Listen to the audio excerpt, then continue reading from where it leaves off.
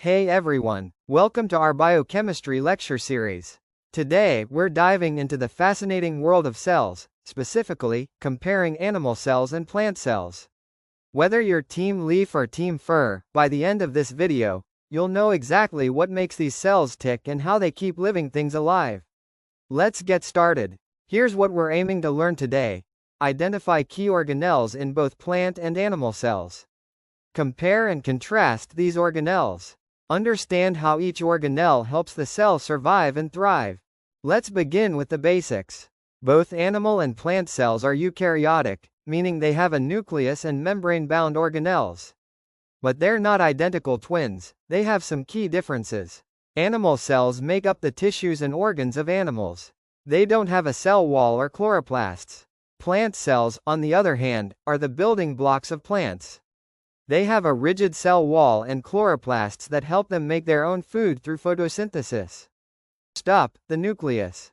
Think of it as the brain of the cell. It holds DNA, which contains instructions for everything the cell does. Whether it's a plant or animal cell, the nucleus is the command center. Next, we have the mitochondria, the powerhouse of the cell. These organelles break down glucose to produce energy in the form of ATP. Both plant and animal cells need energy, and mitochondria make it happen. Let's talk about ribosomes. These tiny factories build proteins, which are essential for growth, repair, and everyday cell functions. Ribosomes are found in both types of cells and are often attached to the rough ER. Imagine a post office inside the cell. That's the Golgi apparatus.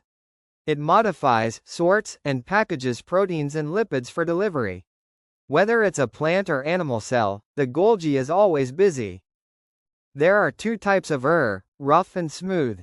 The rough ER helps ribosomes make proteins, while the smooth ER handles lipids and detoxifies chemicals.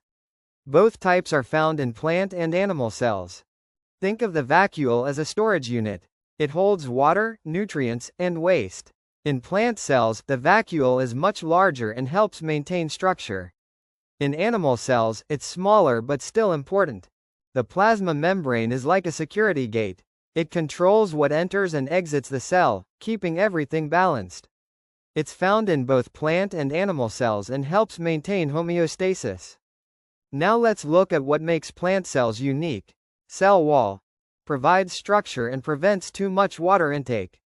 Chloroplasts. Contain chlorophyll and perform photosynthesis, turning sunlight into food. And here's what's special about animal cells. Centrioles help with cell division. Lysosomes contain enzymes that break down waste and harmful substances. Let's recap the key differences. Cell wall present in plants, absent in animals. Chloroplasts only in plants. Centrioles and lysosomes mostly found in animal cells. But remember, many organelles like the nucleus, mitochondria, and ribosomes are shared by both. Thank you so much everyone. Happy learning.